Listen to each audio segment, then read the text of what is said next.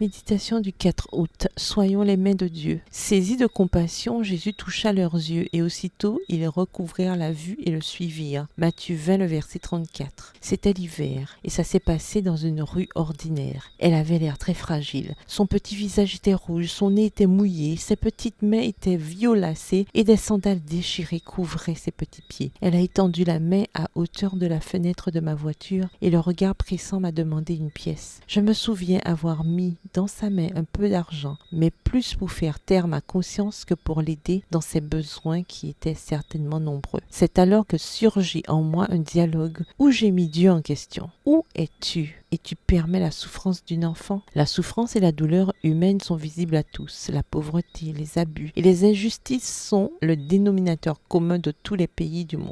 Serait-ce que Dieu nous a oubliés ou est-ce nous qui l'avons oublié? En réponse, la promesse éternelle et merveilleuse du Père est venue à mon esprit. Une femme oublie-t-elle son nourrisson? N'a-t-elle pas compassion du fils de ses entrailles? Quand elle l'oublierait, moi, je ne l'oublierai pas. Ésaïe 49, verset 15. Alors, pourquoi tant de misère? Bientôt notre Seigneur reviendra pour ses enfants et mettra fin à la douleur, à l'incertitude, à la souffrance et à toutes sortes de mal. En attendant ce jour, il nous demande d'être ses mains, c'est-à-dire d'aider à soulager la douleur et la souffrance des faibles et des nécessiteux de ce monde. Cher ami, ne laissez pas la souffrance d'autrui passer inaperçue de vous. L'indifférence aux sentiments des autres endurcit le cœur et fait enfler d'orgueil. Levons les yeux et regardons autour de nous en ayant conscience de ce que nous voyons. Nous réaliserons ainsi que nous sommes entourés d'hommes et de femmes, de personnes âgées, d'enfants et de jeunes qui ont besoin d'attention, de respect, de réconfort, de compassion, de soutien et d'aide. Nos fardeaux sont allégés et nos propres souffrances diminuent quand nos actions visent à soulager celles des autres. Soyons les mains de Dieu. Commençons à l'être chez nous, avec nos enfants, notre mari et nos